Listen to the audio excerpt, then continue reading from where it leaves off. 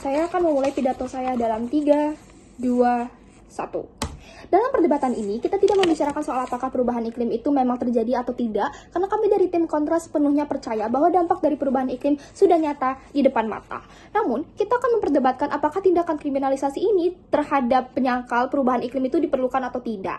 Bayangkan kamu sedang membuka Twitter, lalu kamu mengkritik sedikit saja mengenai strategi pemerintah dalam menangani perubahan iklim yang menurut kamu dilakukan dalam bentuk yang kurang tepat. Namun pada akhirnya, kamu malah dituduh bersindikat dengan korporasi tertentu yang membayarmu untuk melawan strategi pro iklim oleh pemerintah dan kamu berujung diborgol di dalam penjara. Setidaknya itulah dunia yang ingin diterapkan oleh sisi proposisi dan kami menentang keras adanya kebijakan ini. Beberapa pembantahan mengapa kerangka berpikir oleh tim proposisi itu salah dan kurang tepat. A. Mereka mengatakan bahwa yang akan terjerat dari kriminalisasi ini adalah orang-orang dan lembaga-lembaga yang dengan sengaja mempengaruhi publik dan dibiayai oleh korporasi atau industri tertentu. Benar. Namun Dewan Juri yang terhormat, mereka tidak pernah benar-benar menjelaskan penyebaran pengaruh ataupun hoax ini seperti apa dan bentuknya ini sampai mana, batas-batasnya itu sampai mana.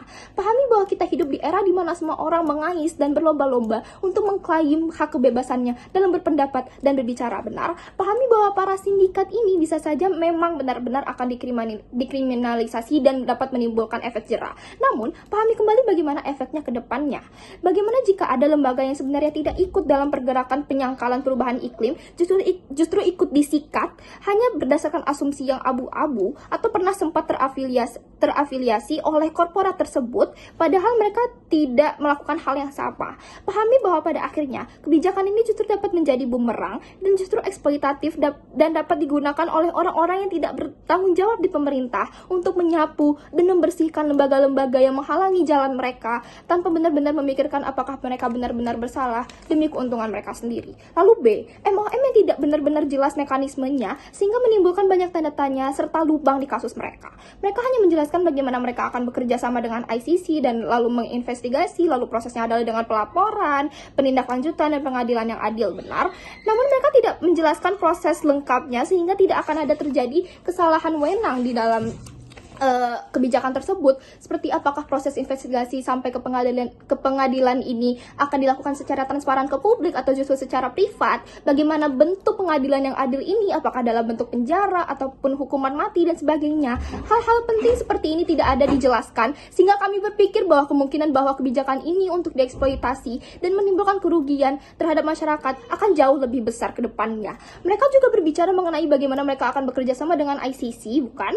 Namun Dewan Juri yang terhormat, kita semua tahu bagaimana ICC ini adalah institusi yang berfokus terhadap genosida dan peperangan dan membutuhkan waktu lama untuk mereka untuk benar-benar memproses sebuah kasus. Benar, sehingga bekerja sama dengan ICC menurut kami justru akan membuat penegakan kebijakan ini untuk sulit dilakukan dan tidak efektif maupun efisien. Satu penetapan dari tim oposisi, kami tidak pernah mengatakan bahwa kami adalah anti iklim dan kami mendukung penyangkalan perubahan iklim.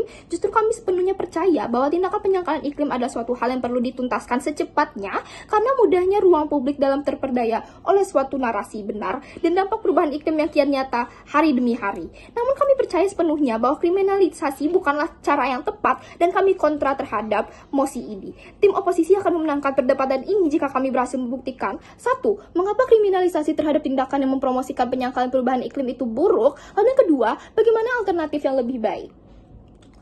Sebelum itu, beberapa sanggahan untuk tim proposisi. A. Mereka berbicara mengenai bagaimana tindakan penyangkalan perubahan iklim ini dilakukan oleh korporasi dan politikus-politikus sayap kanan yang ingin mengeruk keuntungan dari bumi sebanyak-banyaknya, bukan? Kami mengetahui hal itu dan kami menyadari akan hal itu.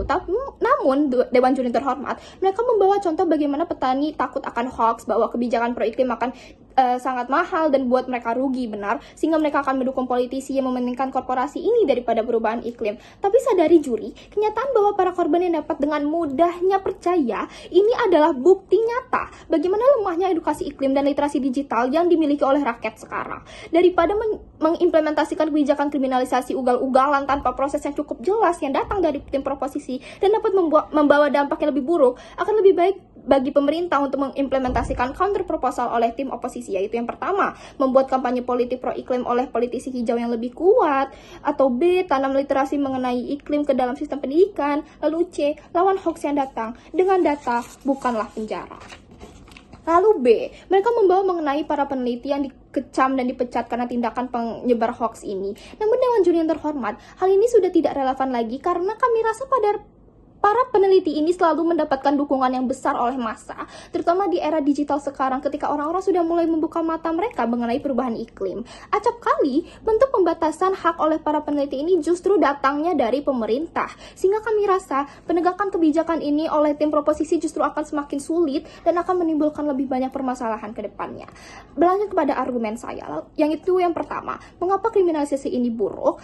A, karena hal ini dapat berdampak tidak hanya kepada sindikat-sindikat ini, namun juga ke ruang publik. Dikarenakan batas yang sedari awal sudah abu-abu datang dari tim proposisi, kejadian salah target bisa saja dengan mudah terjadi, dan justru membatasi ruang bagi publik dalam berpendapat sehingga mereka akan takut dalam menyampaikan pendapat mereka. Lalu B, dapat menjadi bumerang dan justru menjadi alat eksploitasi dalam berpolitik dengan bersembunyi di balik dinding pro-iklim. Dengan adanya kebijakan tanpa transparansi yang jelas ini, orang-orang yang berwenang bisa saja menyingkirkan satu sama lain, terlepas dari apakah mereka benar-benar bersalah atau tidak demi keuntungan mereka sendiri. Lalu C, kemungkinan bahwa kebijakan ini tidak akan efektif karena kenyataan bahwa ini bisa saja menjadi alat yang eksploitatif. Juri ketahui bahwa para korporasi ini tidak takut penjara, mereka justru lebih takut untuk kehilangan cuan mereka, benar? Ketika sudah terjerat kriminalisasi ini, mereka bisa saja mengkambing hitamkan seseorang dengan mudah untuk dipenjarakan atau dihukum seadil-adilnya. Pahami bagaimana ini tidak akan menyelesaikan permasalahannya Dewan Juri. Lalu kedua, bagaimana alternatif yang lebih baik?